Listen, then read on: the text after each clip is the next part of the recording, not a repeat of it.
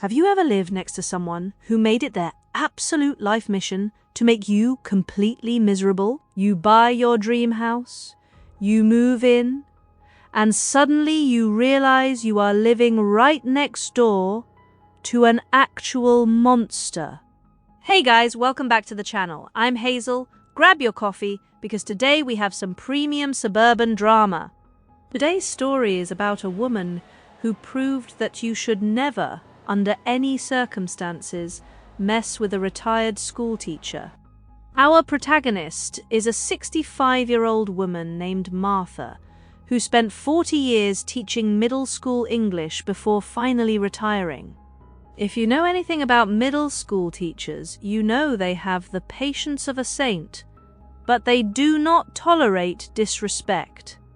Martha took her life savings and bought a beautiful, cozy little house in a very quiet, upscale subdivision. It had a gorgeous front yard, a huge garden in the back, and plenty of natural sunlight. It was her absolute dream home. For the first 2 weeks, everything was perfect. She was unpacking, listening to soft jazz, and enjoying her well-earned retirement. Then, she officially met her next-door neighbor. We are going to call him Bob.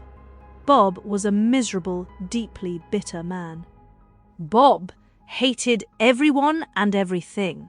He was the kind of guy who would stare out his window all day just looking for things to be mad about.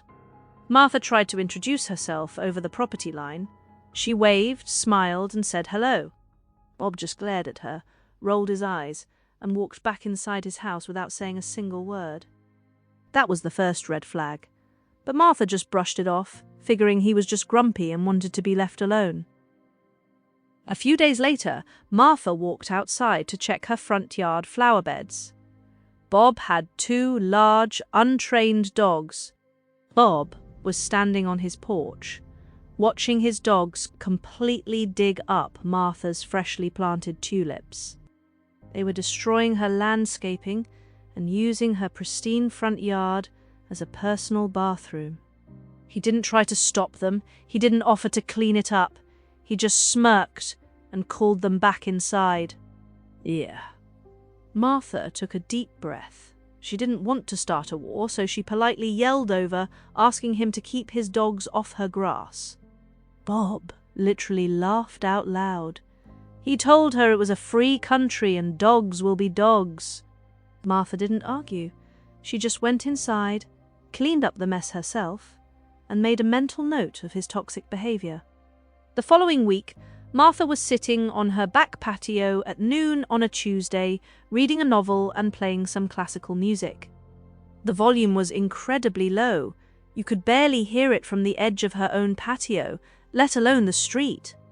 20 minutes later, a police cruiser pulled into Martha's driveway with its lights flashing. An officer walked up to her gate, looking very confused and slightly embarrassed. The officer told Martha that her neighbor, Bob, had just called emergency services to file a severe noise complaint against her. The officer could see Martha was just a sweet old lady reading a book. He apologized for bothering her and left. Martha looked over, and Bob was standing at his window with a huge, satisfied smirk on his face.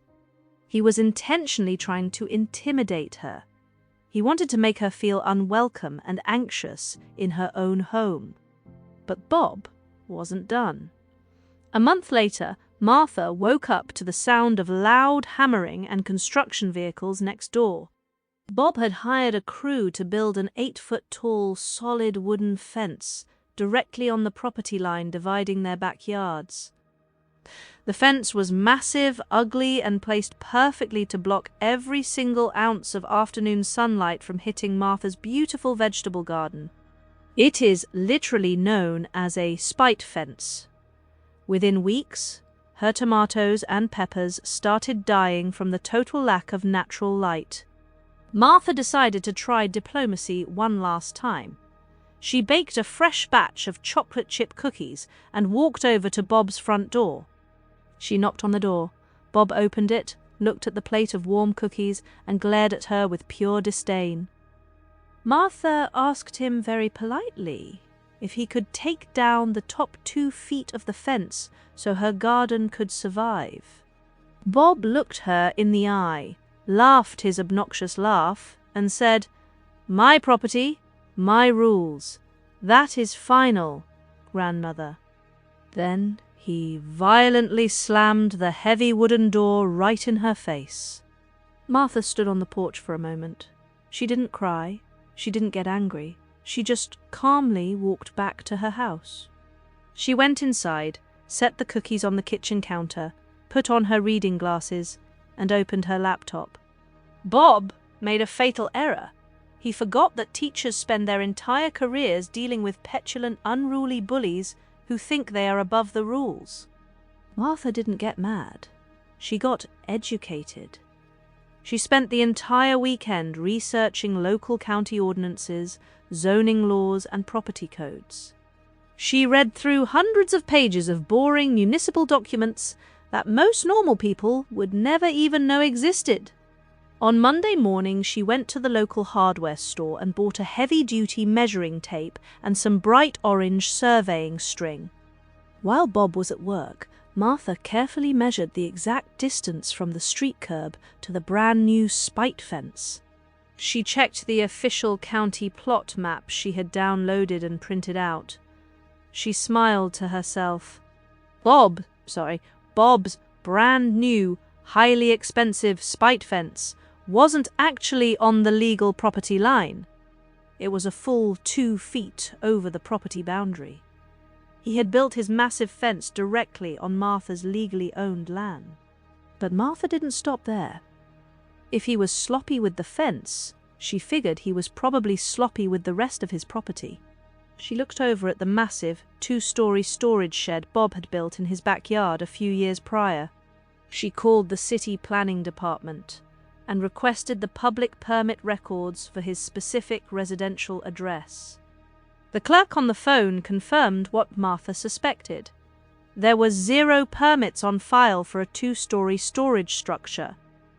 Not only was the shed totally unpermitted, but it was built far too close to the property line, violating local fire safety codes. Martha was on a roll.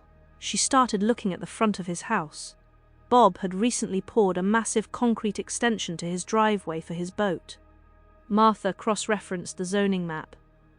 Bob's new driveway extension completely encroached on the city's public utility easement.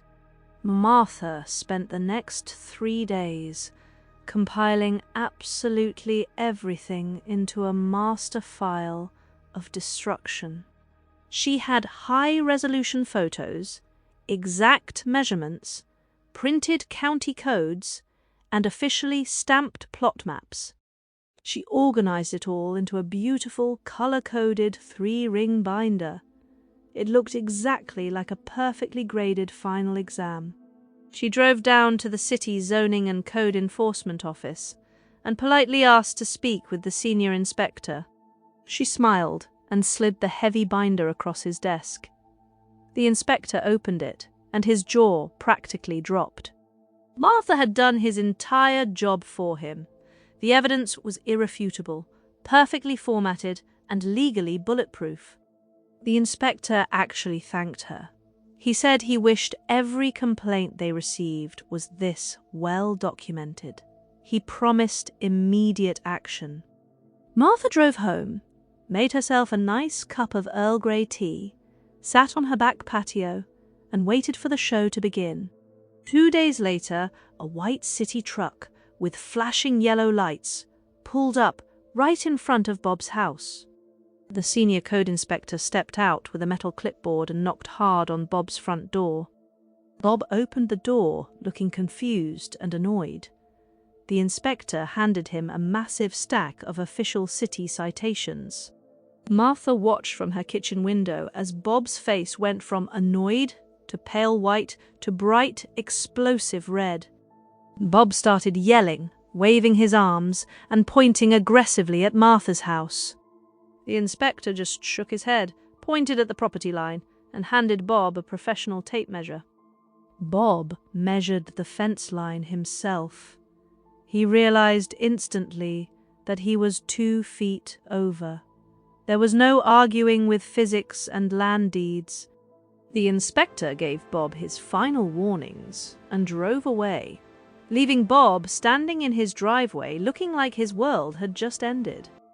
Bob had 30 days to fully comply with the city orders, or they would hire their own demolition crew and place a lien on his house. Bob paced around his front yard for an hour, kicking the dirt and cursing at the sky. He had completely played himself. The very next weekend, Bob had to hire an expensive crew to come and manually tear down his 8-foot spite fence. He had spent thousands of dollars to build it, and now he was spending thousands more to rip it completely out of the ground.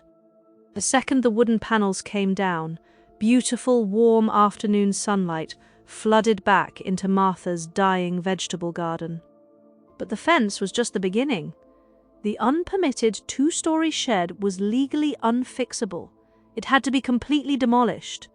Bob had to rent a massive industrial dumpster and spend 3 grueling days smashing his own beloved storage shed into pieces. He swung a heavy sledgehammer for hours. He looked absolutely miserable, covered in sweat and dust, destroying his own property because of his arrogance. Then came the driveway. Because he poured the concrete right over the city easement, the city forced him to remove it entirely. He had to rent a loud jackhammer to break apart the entire parking pad he had just poured for his boat. The echoing sound of concrete being violently ripped apart was pure music to Martha's ears. She sat on her porch and read a book through all of it. On top of the massive demolition costs, Bob was hit with over $4,500 in municipal fines. His petty, cruel attempt to bully a sweet, retired woman ended up costing him nearly $10,000 in total losses. With the giant fence finally gone, the property line was completely bare. Martha decided it was time to redecorate her side of the invisible line. She went to the local botanical nursery and bought a dozen incredibly beautiful, thick, highly thorny climbing rose bushes. She planted them exactly 1 inch inside her legal property line, creating a perfect, beautiful, razor-sharp, natural wall separating their yards. The roses bloomed brilliantly. They looked stunning from the street, but they made it absolutely impossible for Bob's dogs to ever cross into her yard again. From that day forward, Bob never said a single word to Martha. His spirit was totally crushed. If she was outside watering her beautiful new roses, he would immediately go inside his house and lock his door. He never called the police for a fake noise complaint again. He never let his dogs loose. He was completely and utterly broken. Martha got to live the rest of her retirement in absolute peace, surrounded by bright flowers and the quiet hum of victory. This story is a master class in psychological warfare and utilizing the rules to defeat a bully. Martha didn't lower herself to his pathetic level. She didn't scream, throw things over the fence, or poison his lawn. She used the coldest, most ruthless weapon available to any homeowner: weaponized city bureaucracy and local zoning laws. There is nothing more terrifying to a bad neighbor than someone who actually knows how to read property codes. Bob was the classic neighborhood tyrant. He relied on intimidation and assumed people would just back down because avoiding conflict is easier.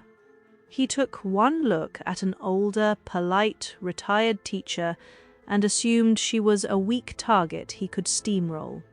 He vastly underestimated the analytical capabilities of a woman who spent 40 years grading essays and managing chaotic classrooms. Teaching requires you to be hyper-organized, observant, and capable of dealing with the absolute worst behavioral issues without losing your temper. Bob thought he was playing a game of intimidation, but Martha turned it into a game of legal chess, and she achieved a flawless checkmate. The sheer arrogance required to build an 8-foot fence without even checking a legal property line is astounding. He wanted to block her sunlight so badly that he didn't even bother to hire a proper land surveyor. And that arrogant oversight cost him thousands of dollars. Spite is an incredibly expensive emotion if you don't do your homework. Having to personally smash your own unpermitted shed to pieces with a sledgehammer is the ultimate walk of shame. Every single swing of that hammer must have been a painful reminder that he brought all of this entirely on himself. And Martha just sitting there on her patio sipping tea and listening to him jackhammer his own driveway, that is iconic queen behavior.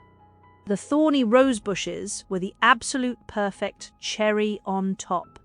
A beautiful, polite boundary that also doubles as barbed wire for his dogs. It's a great reminder that you should always try to be on good terms with your neighbors when you move somewhere new. You never know who is living next door. You don't know their background, their resources, or their capacity for completely ruining your life legally. A simple wave and a hello cost absolutely nothing, but being a miserable bully can cost you 10 grand and your peace of mind. If Bob had just accepted the cookies and moved the top of his fence, he would still have his shed, his driveway, and his money. But his ego wouldn't let him compromise. And his ego wrote a check that his bank account had to cash. I guarantee you, every other neighbor on that street was secretly thrilled watching Bob's illegal structures get torn down. Bullies like him usually terrorize the whole block.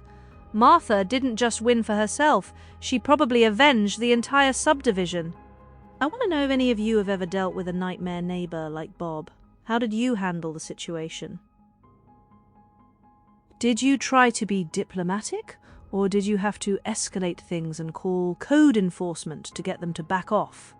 Let me know your absolute craziest neighbor dispute stories down in the comments below. I read every single one of them. If you enjoyed this story of weaponized bureaucracy and sweet revenge, please make sure to hit that subscribe button. It really helps the channel grow and lets me keep finding these amazing stories of karma hitting bad people right where it hurts. Turn on the notification bell so you don't miss our next upload. We have some insane workplace drama coming later this week. Thank you guys so much for hanging out, drinking coffee, and sharing this story with me today. Stay safe, know your property lines, protect your peace, and I will see you guys in the next video.